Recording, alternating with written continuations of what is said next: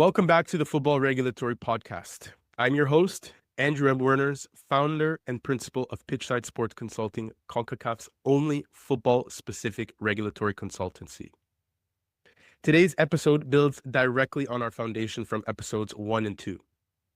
We introduced the FIFA Football Tribunal as the enforcement backbone of football's legal system, and we unpacked why Canada and the Caribbean remain almost invisible within that system, despite being fully bound by it. This week, we're going deeper at the front line of footballing careers, in particular, football agents. In our practice, we have identified two problems that are holding back the CONCACAF region. The first and most concerning is unlicensed practice. Second is conflicts of interest. When the same person plays coach, technical or sporting director, club owner, and agent, we have a big problem to deal with. By the end of this episode, agents, clubs, and federations across CONCACAF will have a practical compliance checklist grounded in FIFA's framework. With all of that information, let's start by setting the scene. FIFA's Football Tribunal, according to the 2025 FIFA Football Tribunal report, is processing close to 20,000 claims per year. Yet less than 5% come from the CONCACAF region. This isn't to do with talent, it has to do with legal literacy and compliance. On the economic side, more than $500 million in annual training compensation and solidarity flows worldwide. Our region captures only a sliver, 3% in particular. Why? Well, because the pipeline is blocked by non-compliance, missing paperwork, unlicensed intermediaries, and conflicts of interest. When agents operate outside the rulebook, careers stall, money disappears, and the region loses credibility. And today, that is the core of our conversation. Under the FIFA Football Agents Regulations of 2025, effective January 1st, 4 pillars ultimately define the international baseline of this regulatory system. The first is that licensing is mandatory. Only licensed agents may perform football agent services. That is non-negotiable. Second, representation agreements must be in writing with a maximum duration of 2 years, and they must include required terms and, where applicable, upload to FIFA's Connect platform. The third is conflicts of interest, which are prohibited in FIFA's regulatory framework. An agent cannot be a club official, coach, or owner, and even concealing this conflict can be a breach. That's where this region frequently runs into trouble. We call this the multi-hat problem. Clients, clubs, and players are also liable. If you hire an unlicensed person, you are in breach too. The duty to comply is shared. Now, a quick note on forums, because this matters for how you draft your contracts. FIFA created a special agents chamber within the Football Tribunal to hear agent-related disputes. However, it has been suspended since late 2023 due to ongoing litigation around certain FIFA Football Agents Regulations provisions. For regions like ours, where unlicensed agent activity already dominates the market, this increases risk only. If your paperwork is sloppy or your forum clause is vague and ambiguous, your dispute can fall into a procedural void. The solution is to tighten your contracts and name the forum clearly. To give listeners further context, Pitchside Sports Consulting is the only America's representative on the European Football Agents Association's lawyers list. That means we're plugged into the European litigation vectors, testing the FIFA Football Agents regulations on competition grounds. Things like fee caps and dual representation, for example. And from our practice, here is the practical takeaway. European courts have scrutinized parts of the FIFA Football Agents regulations under EU competition law. Some have issued interim measures. Questions have been referred to the Court of Justice of the European Union. And while the Court of Arbitration for Sport has recognized FIFA's broad regulatory authority, national courts have also demanded Mecca Medina style proportionality. So, what does this mean for CONCACAF in practice? Well, most importantly, don't assume sports autonomy avoids legal review. Second, it's important that you assume licensing, conflicts of interest, written representation agreements, fee integration, and audited payment trails will be tested if a deal goes sideways. And until Europe finalizes the competition law picture, it's important you protect yourself by staying inside the global baseline and writing airtight forum clauses. The bottom line to this, whatever the European outcome on specific provisions, the global minimums remain intact. Licensing, conflicts of interest, written agreements, client duties, and fee discipline. These all operate inside of those lines, which we call the FIFA Football Agents Regulations. And you are positioned to withstand forum turbulence. Everything I've just said isn't just cross-border deals. FIFA requires each member association to adopt model national football agents regulations that mirror the international standards for purely domestic matters. That means licensed only, written agreements, 2-year max with players, fee caps and cadence, conflicts avoidance, and disclosure, even if transfer or employment is entirely within Canada, Jamaica, Trinidad and Tobago, or any other CFU or North American or Central American member association. The only difference is who enforces it. With domestic transactions, your national federation has jurisdiction. The reality for CONCACAF, however, enforcement is weak or absent in many countries. National dispute resolution chambers don't exist. That gap is exactly where abusive practices continue to thrive. So your contracts need to acknowledge the domestic rules and name the national forum alongside the international framework. In this way, if a dispute doesn't meet the international dimension requirement, it still has a clear legal home. So let's go from rulebook to real world, where we will discuss some case studies that Pitchside Sports Consulting has been responsible for resolving. Case 1, in the Jamaica Premier League. A Jamaica Premier League club competing at the top of the league was owned and managed by a visible agent in the Caribbean. He is not licensed by FIFA, yet he represented some of the top players in the Caribbean, arranged trials in Europe for them, and, at times, positioned himself as the gatekeeper for career progression.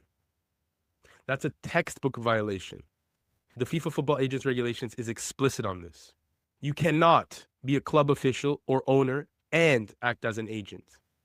Only licensed agents may act, period. Now, the human impact. One player, a genuine talent, had a deal to progress his career with a major European club. The move collapsed because the owner agent in question didn't like the commission structure. When the player asserted his rights, he was sidelined, not for performance, but for refusing to submit to a conflicted actor.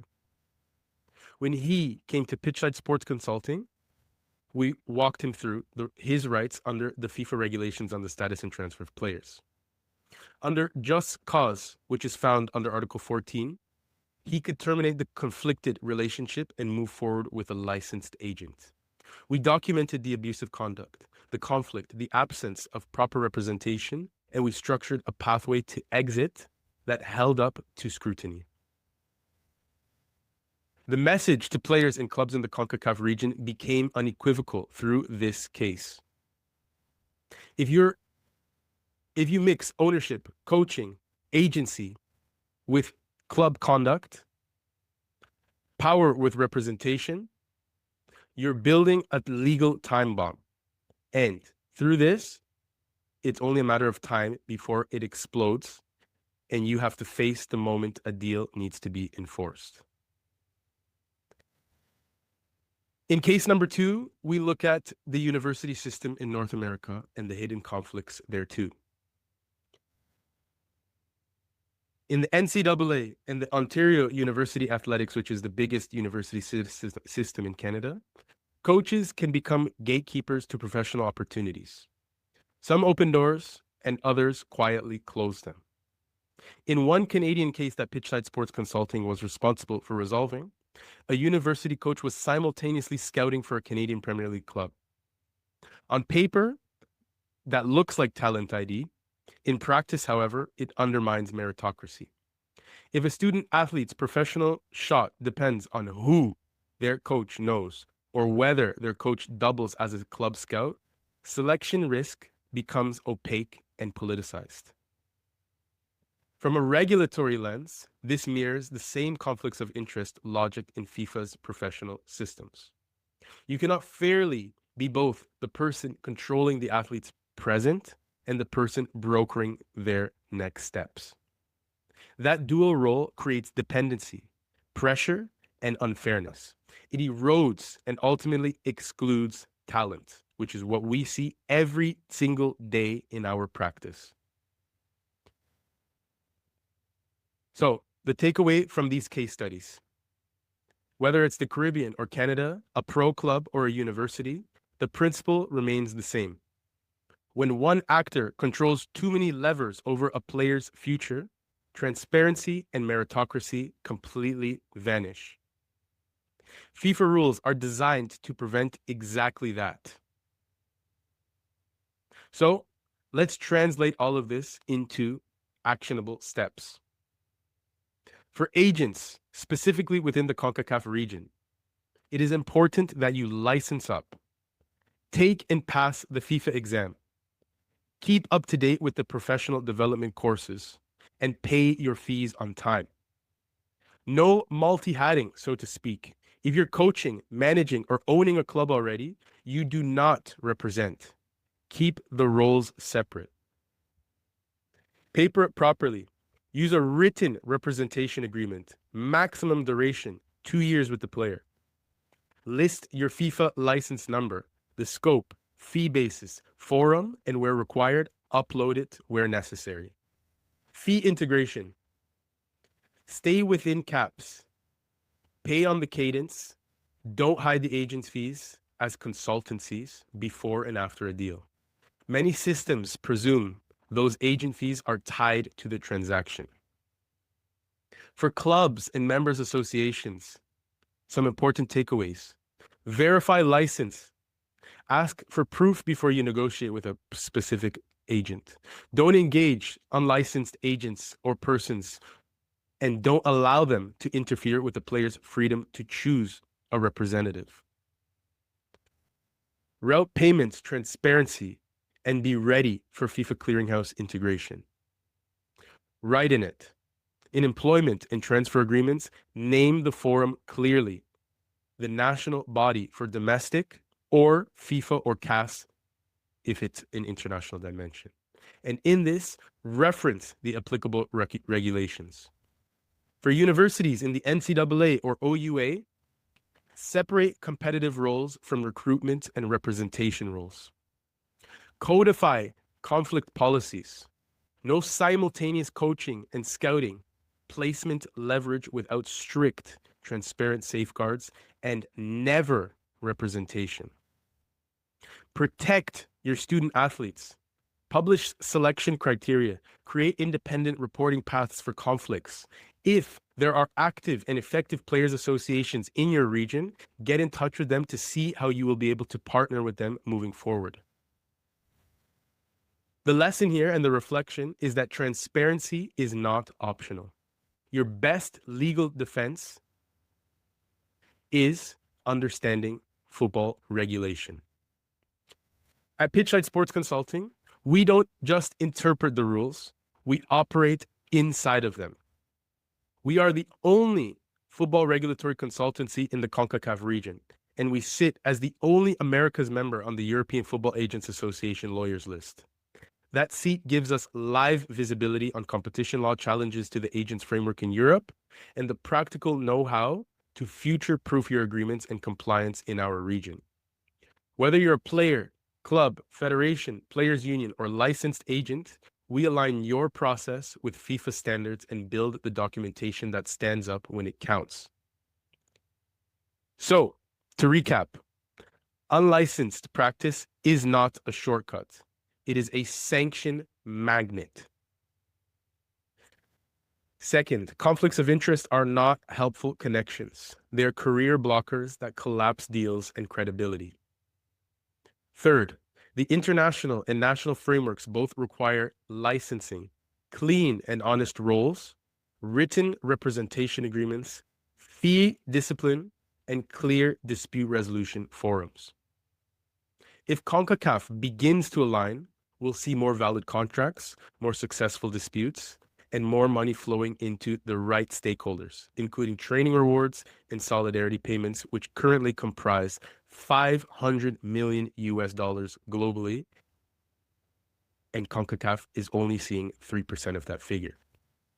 If this episode helped, follow the podcast and subscribe to our football regulatory database on Substack for the companion brief, a one-page agent compliance checklist, and a forum clause template you can adapt for domestic and international deals.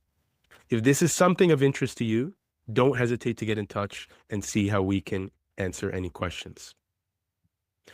If you're ready to stop guessing and start aligning with FIFA's global best practice, reach out to Pitchside Sports Consulting. Football law isn't a European luxury. It is a global necessity.